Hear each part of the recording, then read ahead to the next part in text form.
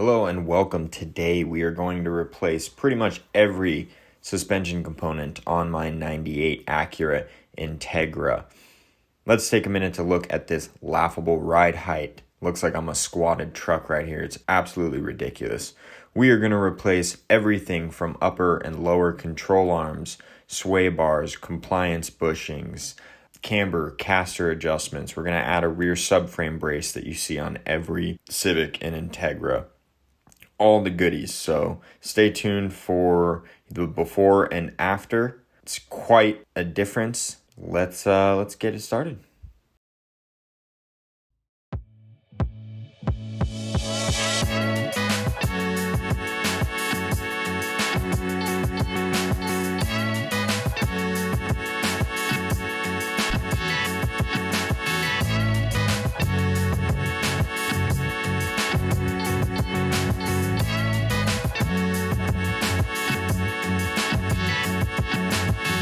Pretty much our goal today is going to be just to finish up the front of the suspension. We tore apart everything like 2 weeks ago.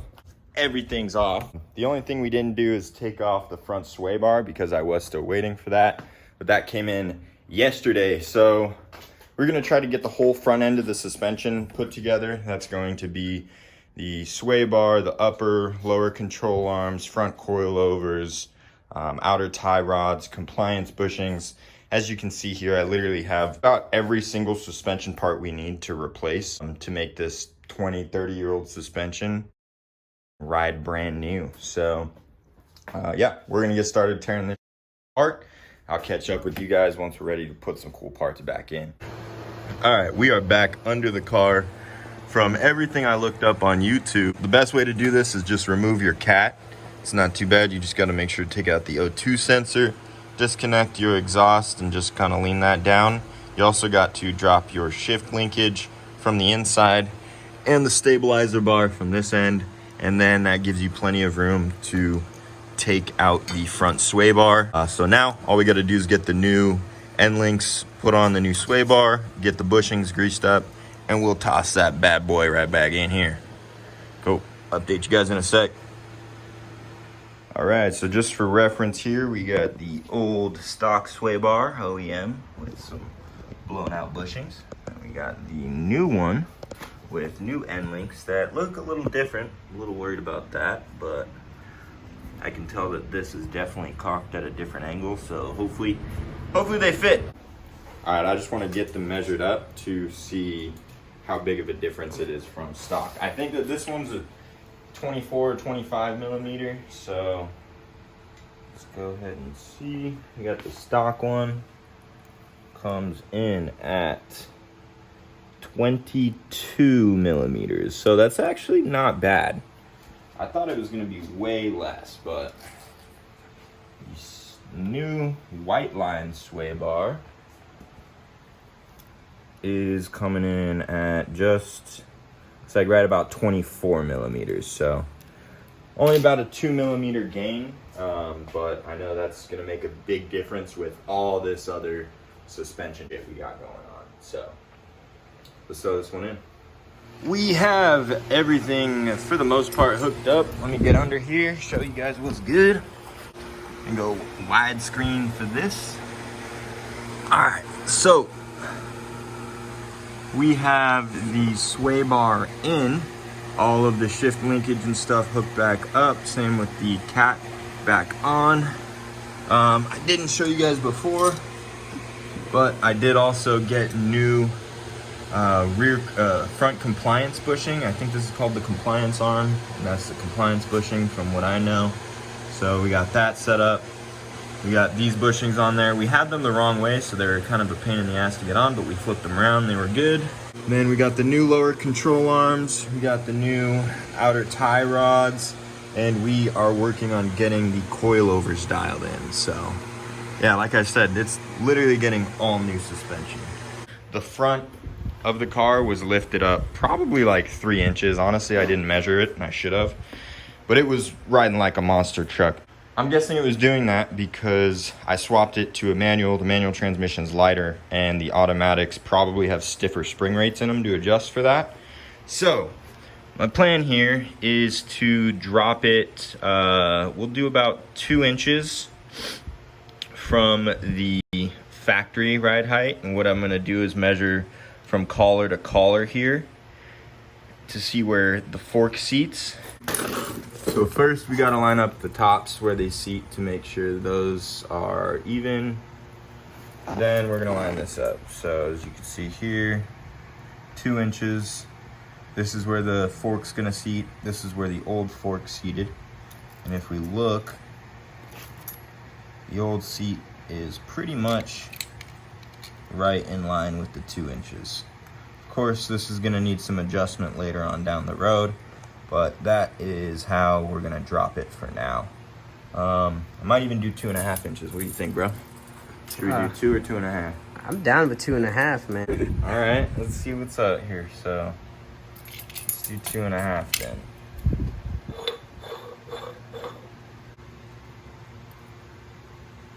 Two and a half looks about right. So It's pretty close, bro. right, 2.5. It's right there. So, all right, we're just gonna lock this one where it is.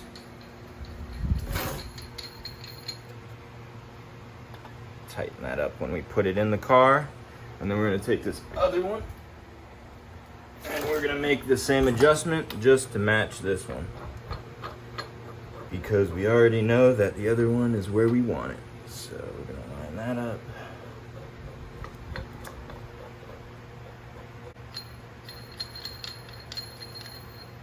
A real quick way we can check this is just from the bottom of the top collar down to there is going to be 9.5 inches, and we could probably lift that up a little more.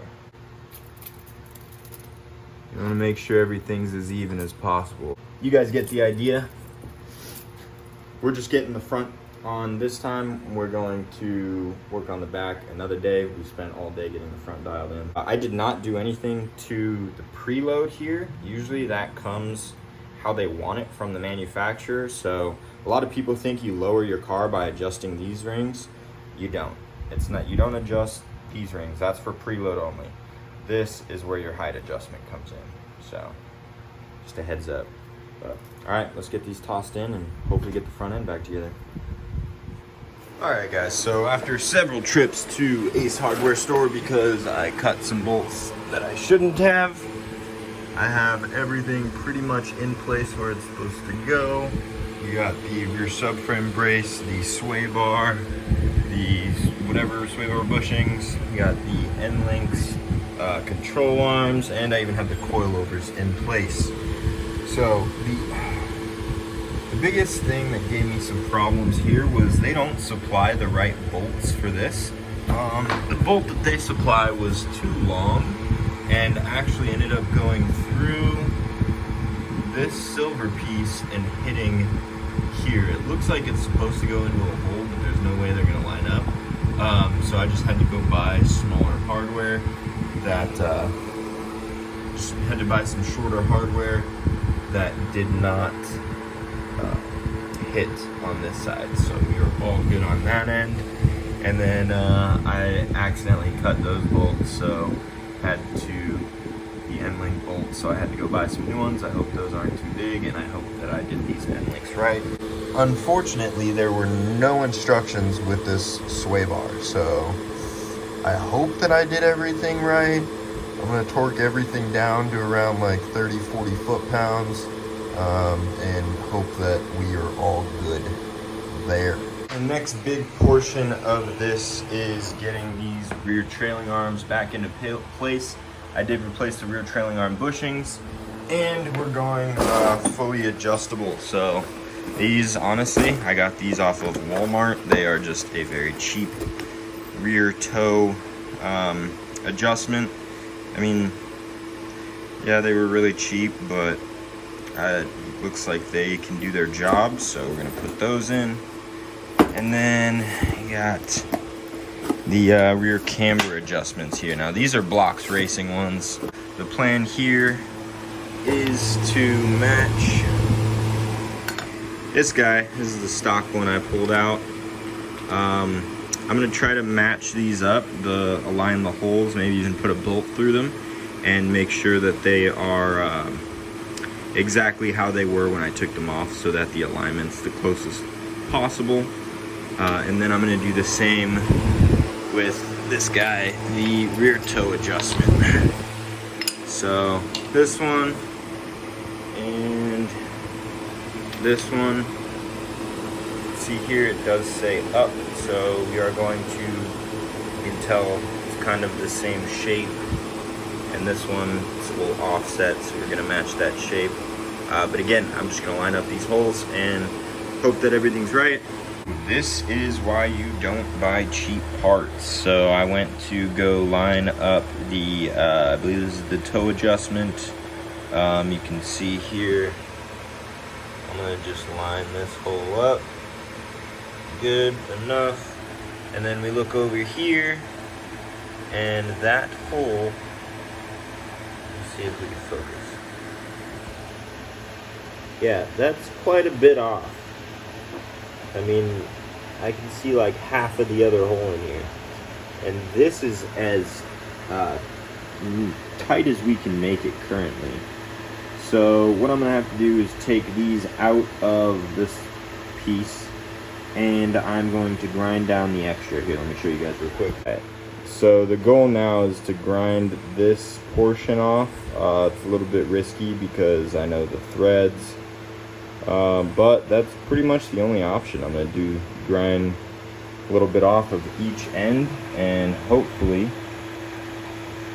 off of each end here, and then hopefully that'll get me enough clearance to match the OEM one. So let's give that a shot. This is why you don't buy cheap parts. Alrighty, chopped the little nubs off, or I ground them down, and see how they fit.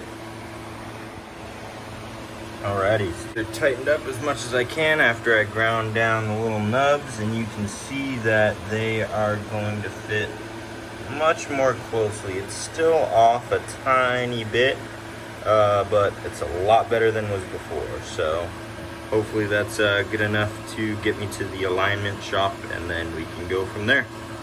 So let's get this thrown in. We're making progress. Holy crap, guys. All right, I just finished up everything, torquing everything down, double, triple checked all of the bolts, all of that good stuff, and I just set it down for the first time. And she is looking good. Not super low. I didn't want to go super low right off the bat. I wanted to give the springs time to settle.